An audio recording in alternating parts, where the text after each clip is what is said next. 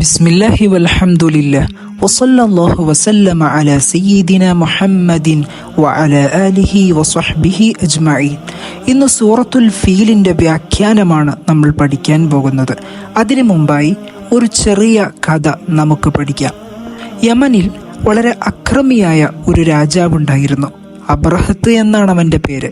പരിശുദ്ധമായ കഅബയെ പൊളിച്ചു കളയാൻ വേണ്ടി പദ്ധതിയിട്ടുകൊണ്ട് അവൻ സർവായുധ സജ്ജനായി അവിടേക്ക് മക്കയിലേക്ക് കടന്നു വന്നു. ആ സൈന്യത്തിൻ്റെ മുമ്പിൽ വലിയൊരു ആനയുമുണ്ടായിരുന്നു. പക്ഷെ എന്താണ് സംഭവിച്ചത്? അല്ലാഹു സുബ്ഹാനഹു വ തആല കൂട്ടം കൂട്ടം വരുന്ന കുറച്ച് പക്ഷികളെ അവന് നേരെ അയച്ചു. ആ പക്ഷികൾ ചൂടുള്ള കല്ലുകളെ അവർക്ക് നേരെ എറിഞ്ഞു. അങ്ങനെ അവർ മുഴുവനും നശിക്കുകയും അല്ലാഹു കഅബയെ സംരക്ഷിക്കുകയും ചെയ്തു. ഈ സംഭവമാണ് സൂറത്തുൽ ഫീലിൽ പറയുന്നത്. ബിസ്മില്ലാഹിർ റഹ്മാനിർ റഹീം.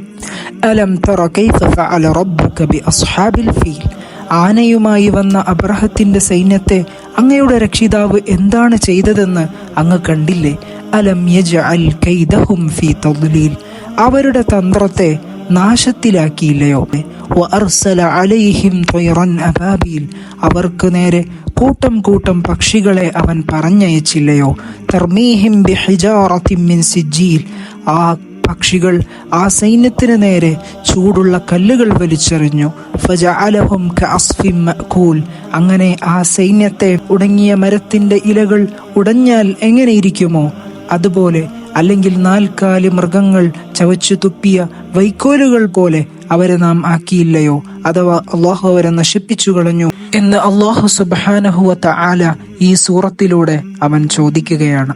ഈ മഹത്തായ സൂറത്തിന്റെ ബറക്കത്ത് കൊണ്ട് അള്ളാഹു നമ്മളെ സജ്ജനങ്ങളിൽ ഉൾപ്പെടുത്തട്ടെ. ഇതുപോലെയുള്ള നല്ല വീഡിയോകൾ നിങ്ങൾക്ക് ലഭിക്കുന്നതിനായി ഈ ചാനൽ സബ്സ്ക്രൈബ് ചെയ്യുക. ഈ നന്മ മറ്റുള്ളവരിലേക്കും എത്തിച്ചു കൊടുക്കുക.